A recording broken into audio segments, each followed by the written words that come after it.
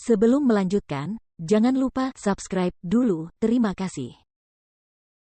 Bab 132, Kamu menggangguku. Zuyu mengambil tindakan sebelum Jian Menger dan Meng Yu masih berdiri di sana. Semangat yang mengagumkan meledak dengan ganas.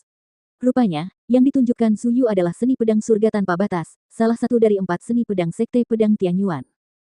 Dengan tebasan yang ganas, pedang panjangnya menunjukkan kekuatan yang luar biasa.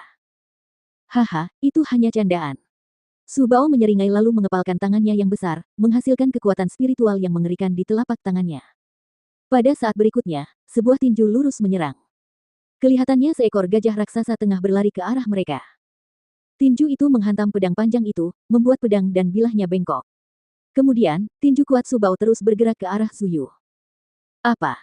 Zuyu terkejut. Dia tidak menyangka bahwa jurus yang dipelajarinya dengan sungguh-sungguh akan dikesampingkan begitu saja. Tinju itu mengenai Zuyu. Engah. Seteguk besar darah segera muncrat dari mulut Zuyu saat tubuhnya terlontar mundur. Zuyu. Meng Yu terkejut. Sua gelombang sebuah bayangan pedang langsung menusuk ke tenggorokan Su Bao dengan licik. Bagus.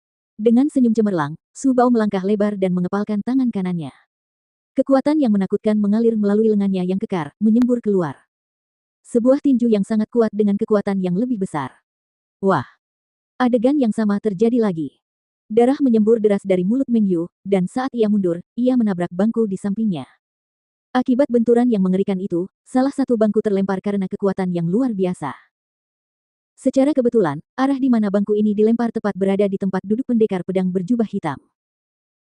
Mendeteksi bangku yang terbang ke arahnya, pendekar pedang berjubah hitam itu segera melambaikan tangannya, memancarkan kekuatan spiritual yang cukup untuk menghancurkannya menjadi berkeping-keping.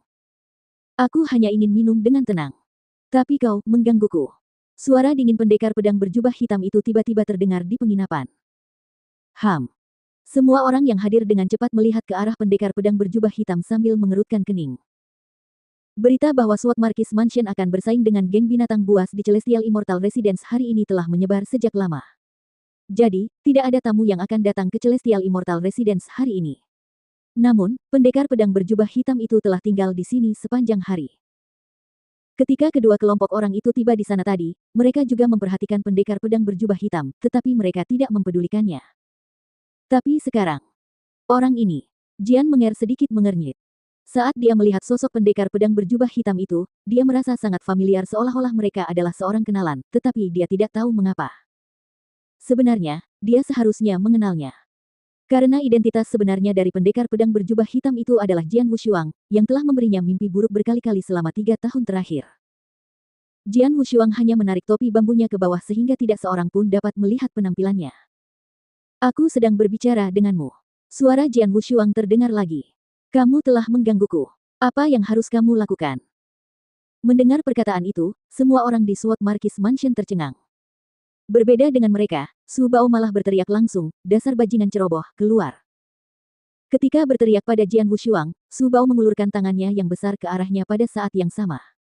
Tampaknya Su Bao akan mencengkeram tenggorokan Jian Wushuang dan melemparkannya langsung dari jendela. Tetapi, saat Su Bao mendekati Jian Wushuang, cahaya pedang yang ganas menyambar. Luar biasa cepat. Kilatan itu langsung menghilang. Tidak ada seorang pun yang dapat melihat lintasan cahaya pedang itu dengan jelas. Apa yang baru saja mereka lihat adalah cahaya pedang yang sekilas. Jian Wushuang masih minum di meja dan dengan sengaja mengaduk-aduk anggur di gelasnya. Namun, Su Bao, yang awalnya akan mencengkeram tenggorokan Jian Wushuang, tiba-tiba menjadi kaku. Apa yang terjadi? Kenapa orang itu hanya berdiri diam? Tanya Zuyu, merasa sedikit terkejut. Diam, kata Jian Menger dengan marah. Zuyu terkejut mendengarnya. Mati. Su Bao sudah mati. Jian Xinhong berkata dengan mata terbelalak, tidakkah kau lihat darah mengalir dari leher Su Bao? Dia terbunuh hanya dengan satu gerakan. Apa? Meng Yu, Zuyu dan para prajurit dari Sword Marquis Mansion semuanya terkejut. Ya, ada noda darah. Auranya mulai menghilang. Apakah dia benar-benar mati? Semua orang tercengang. Perlu diketahui bahwa Su Bao lah yang menyerang Meng Yu dan Zuyu dengan pukulan beruntun, dan menyebabkan mereka terluka parah, yang menunjukkan kekuatannya. Namun, dia terbunuh hanya dengan satu gerakan dalam sekejap. Celepuk. Akhirnya, mayat Su Bao terjatuh lemah. Kakak ketiga. Terdengar geraman memilukan dan melengking. Hal itu mengejutkan Sword Marquis Mansion, tetapi membuat geng binatang buas menjadi marah. Sulong dan Suhu khususnya terkejut dan marah. Mereka menatap Jian Wushuang dengan marah, dengan niat membunuh yang luar biasa. Kau telah membunuh kakak ketigaku, jadi aku akan mengambil nyawamu. Sulong langsung menjadi marah. Sosok kekar itu berlari ke depan dengan ganas sambil melepaskan aura yang menakutkan seperti binatang buas besar, yang langsung membuat penonton tercengang. Begitu mereka mendeteksi aura itu, Meng Yu dan Zhu Yu langsung menjadi pucat. Sebelumnya, mereka mengira mereka mampu menyaingi Sulong, atau bahkan mengalahkan dan membunuhnya jika mereka bertiga bekerja sama. Namun sekarang, mereka menyadari betapa konyol dan naifnya mereka. Sulong tidak menyerang mereka sama sekali. Pelepasan auranya saja sudah cukup untuk langsung membuat mereka takut, menyebabkan mereka kehilangan keberanian untuk melawannya. Terlalu kuat. Apakah itu kekuatan seorang ahli di daftar naga bumi? Meng Yu dan Zhu Yu ternganga saat melihat apa yang terjadi. Jian Menger juga menatap dengan wajah serius. Saat Sulong bergegas maju, cahaya pedang menyala lagi. Cahaya pedang itu indah dan menawan, seakan memabukkan. Cahaya pedang itu meluncur. Tampaknya bergerak sangat lambat, tetapi cahaya itu membesar di kedalaman mata Sulong. Secercah rasa takut muncul di mata Sulong, lalu cahaya pedang itu meluncur menembus dadanya.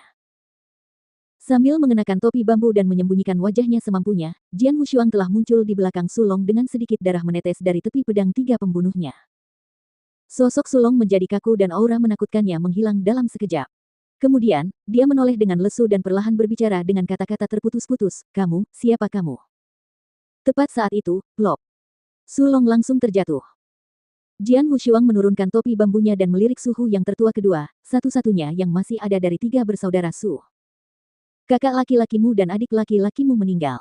Sekarang giliranmu. Begitu suaranya berakhir, cahaya pedang yang indah bersinar sekali lagi.